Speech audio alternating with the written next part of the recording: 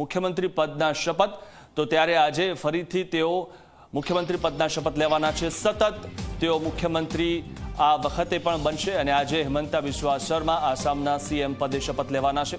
બીજી વાર આસામના મુખ્યમંત્રી બનશે હિમંતા બિસ્વા શર્મા। ગુવાહાટીના વેટરનરી કોલેજ મેદાનમાં શપથ ગ્રહણ સમારોહ છે, ત્યારે નરેન્દ્ર મોદી, અમિત શાહ સહિત ભાજપના દિગ્ગજો હાજર રહેશે।